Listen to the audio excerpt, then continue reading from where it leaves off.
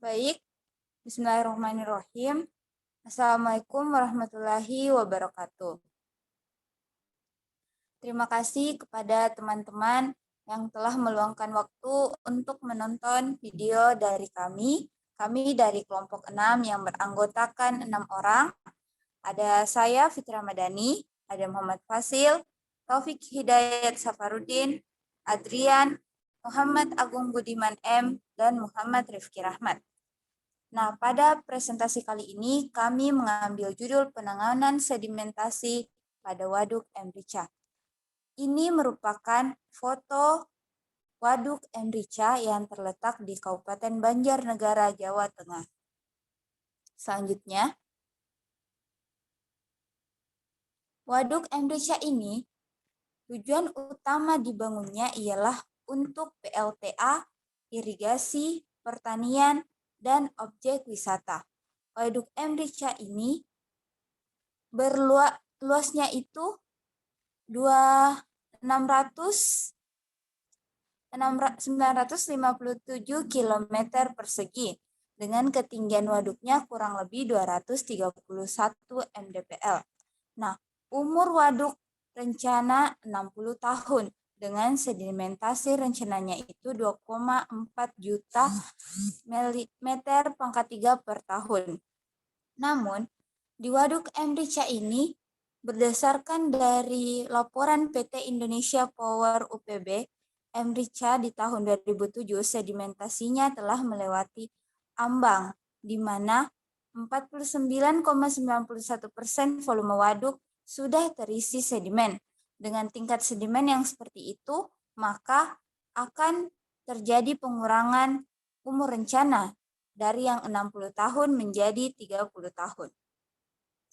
Selanjutnya akan dijelaskan oleh Muhammad Fasil. Baik, terima kasih atas kesempatan yang telah diberikan kepada saya. Selanjutnya, saya akan membahas sedikit tentang sedimentasi.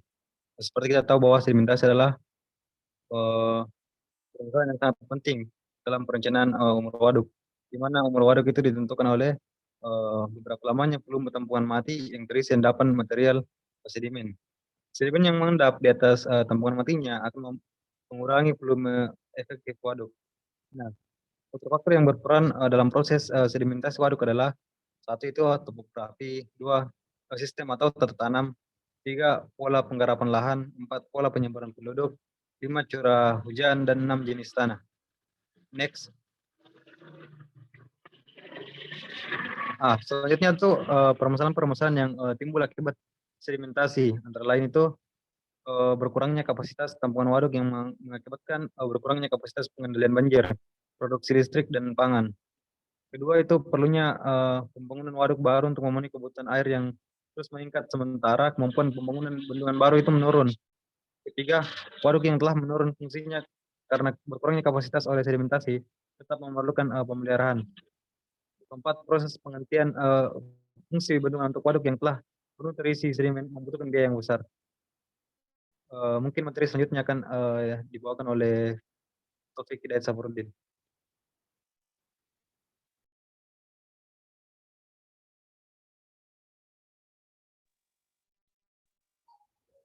Terima kasih atas kesempatan yang diberikan.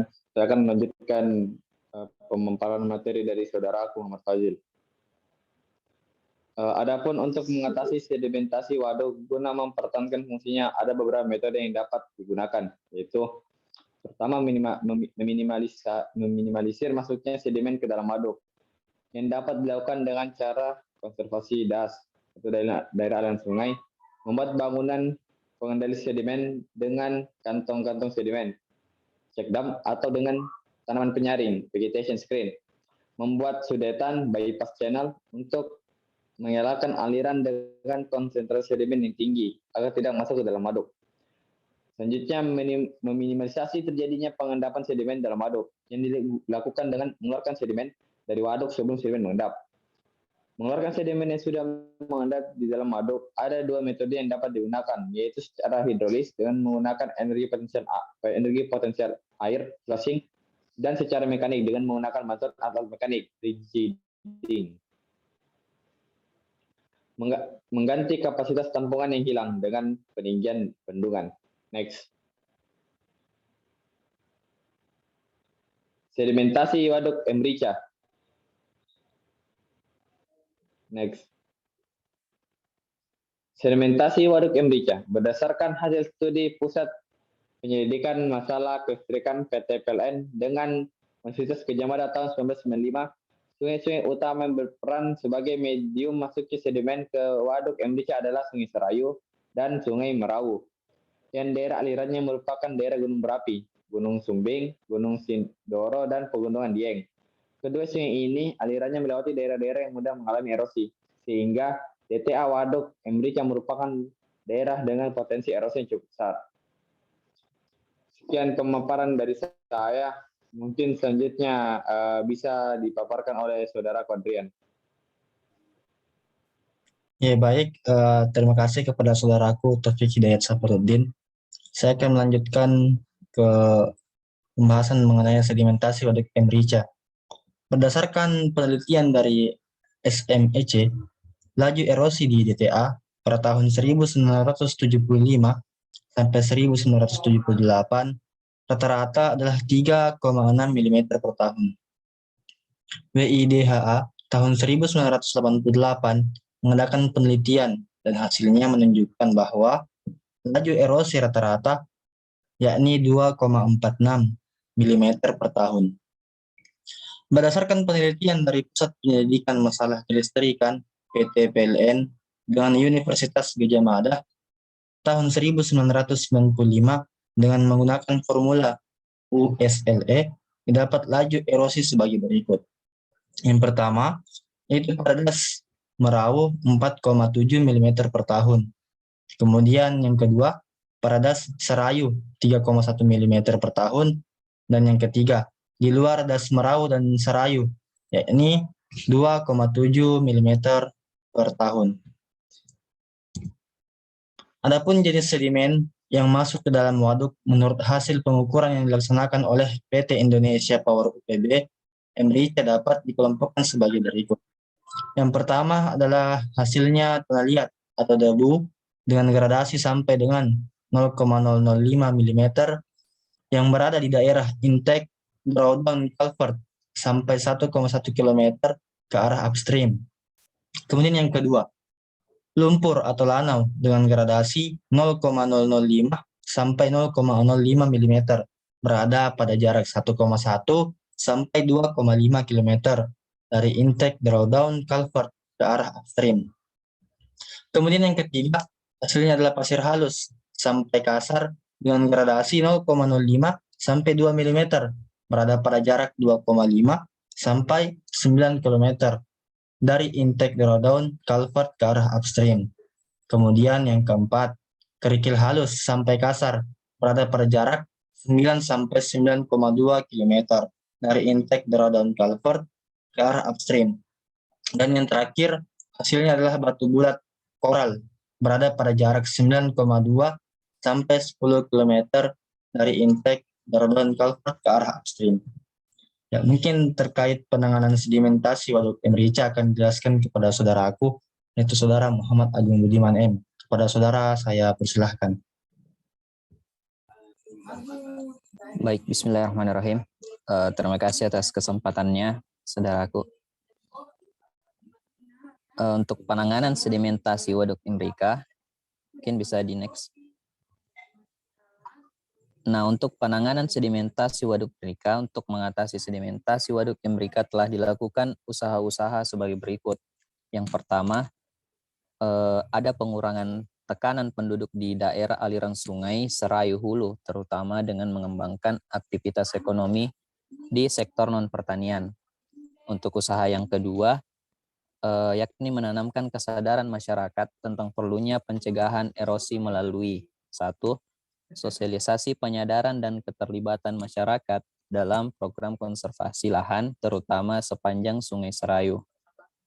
Yang kedua, secara rutin mengadakan jambore bakti lingkungan alam raya atau biasa yang disingkat Jambalaya, dengan harapan mereka memiliki kesadaran menjaga kelestarian lingkungan hidup dan menularkannya ke komunitas sekitarnya. Lanjut.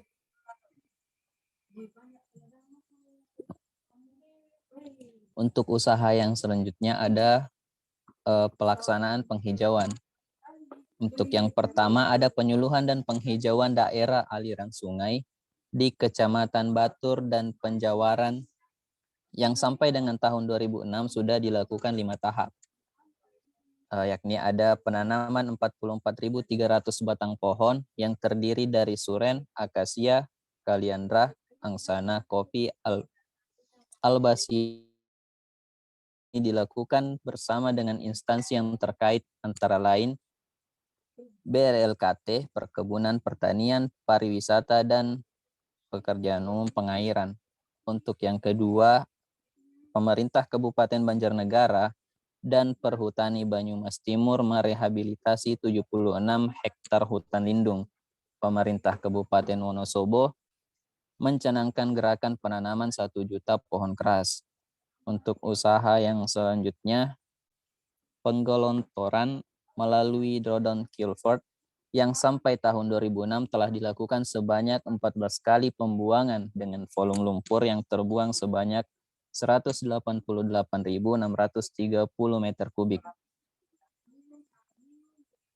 Itu mungkin usaha dalam penanganan sedimentasi yang telah dilakukan untuk Waduk Emrika. Selanjutnya mungkin akan dilanjut oleh saudara saya, Muhammad Rifki Rahmat. Baik, Bismillahirrahmanirrahim. Kemudian kita berada pada bagian terakhir, yaitu kesimpulan. Berdasarkan teori, data, serta pembahasan yang telah dipaparkan oleh saudara-saudariku, kita dapat mengambil kesimpulan. Yang pertama itu, akibat sedimentasi, umur Waduk Emrica diperkirakan hanya 30 tahun saja. Yang kedua adalah Waduk Emrica dibangun pada daerah dengan tingkat erosi yang tinggi. Harus dikelola dengan sungguh-sungguh agar manfaatnya dapat dipertahankan untuk waktu yang relatif lama. Kemudian yang terakhir yaitu upaya pengendalian erosi harus dilakukan secara bersama-sama oleh pihak-pihak yang berkepentingan, yaitu PT Indonesia Power, pemerintah pusat, baik itu provinsi, kabupaten, serta dari masyarakat. Kemudian saran yaitu sebaiknya tetap menjaga dan merawat waduk agar dapat dimanfaatkan dengan efektif serta memperhatikan kondisi lingkungan sekitar untuk keberlangsungan penggunaan waduk yang efektif. Nah, berikut adalah sumber yang kami gunakan untuk mendapatkan teori, data, serta pembahasan yang ada. Mungkin sekian bagian dari saya kembalikan kepada saudariku Fitri Ramadhani. Baik, terima kasih. Nah, itulah tadi penjelasan dari kami. Semoga apa yang kami jelaskan dapat dimengerti dengan baik oleh teman-teman yang telah menonton video kami. Terima kasih karena sudah meluangkan waktu dan jangan lupa di-like dan komen. Terima kasih. Wassalamualaikum warahmatullahi wabarakatuh.